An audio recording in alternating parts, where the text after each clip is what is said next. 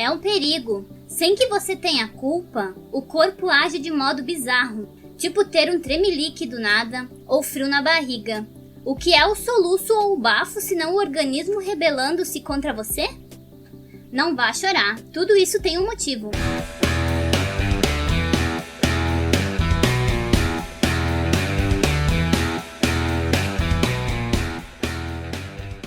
Por que não conseguimos fazer cócegas em nós mesmos? A resposta está na função evolutiva das cócegas. Elas eram um alerta de que animais perigosos passeavam por nosso corpo nos tempos em que dormíamos e caçávamos no meio do mato.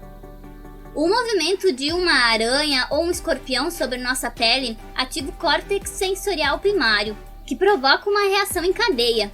Sentimos pânico, e ele se expressa na forma de risadas nervosas incontroláveis. É por isso que muitas pessoas já começam a rir só com a ameaça de cócegas. O Instituto Karolinska, na Suécia, fez o teste com voluntários e descobriu que, nessas situações, eles ativam a mesma região encefálica. Só que é difícil enganar o cérebro.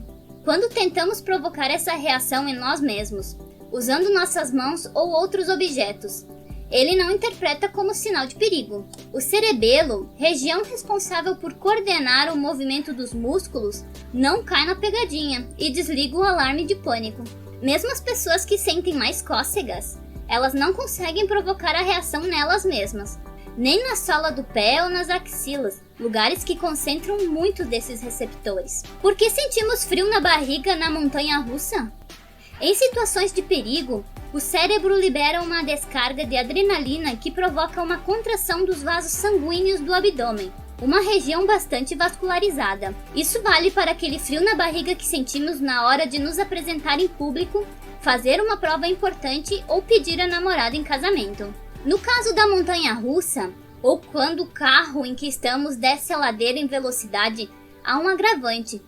Os órgãos abdominais não são rígidos, nem estão posicionados de forma fixa. Quando descemos de forma abrupta, os ossos vão primeiro, enquanto que as partes mais moles ficam para trás por alguns segundos. Ou seja, é a famosa sensação do estômago na boca. Sentimos as vísceras subindo, quando elas apenas não desceram na mesma velocidade do resto do corpo. Aí as células nervosas dos órgãos, os mecanorreceptores, detectam essa mudança de posição e mandam um recado para o cérebro, que libera a adrenalina.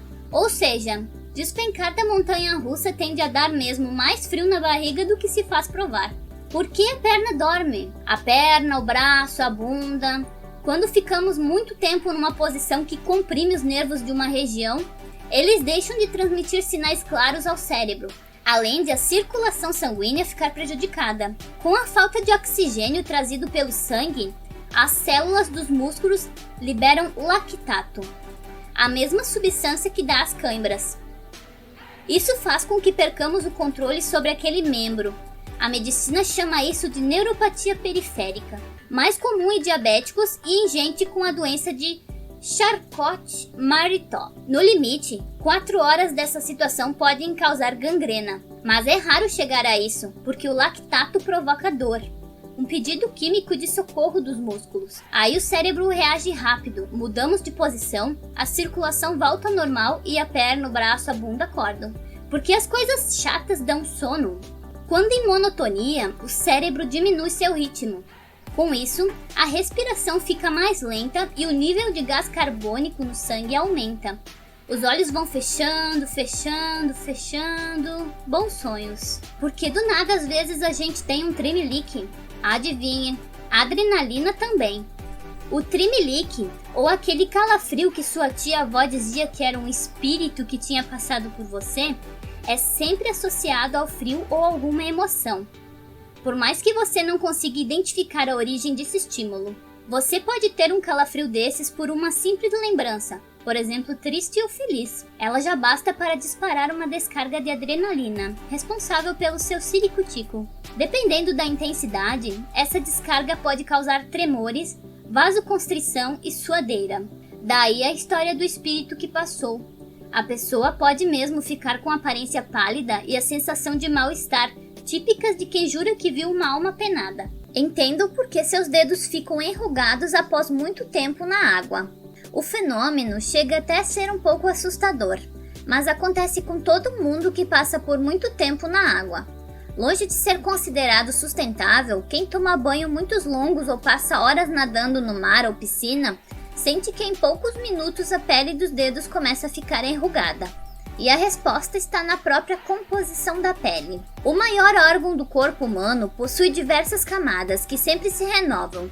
No entanto, é a camada mais externa da pele, a epiderme, que ficam concentradas as células mortas, ricas em gorduras e com grande quantidade de queratina. Quando expostas durante muito tempo na água, essas substâncias começam a se desprender, provocando a aparência bizarra. Mas, apesar desta ser a explicação tradicionalmente aceita na comunidade científica, um grupo de pesquisadores sugere que esta reação na pele é devido à evolução. Depois de alguns testes, eles sugeriram que o fato de ficarmos com os dedos enrugados facilita o manejo de objetos embaixo d'água, o que pode ter sido uma vantagem para os primeiros humanos que procuraram alimentos na natureza. Por que sentimos enjoo?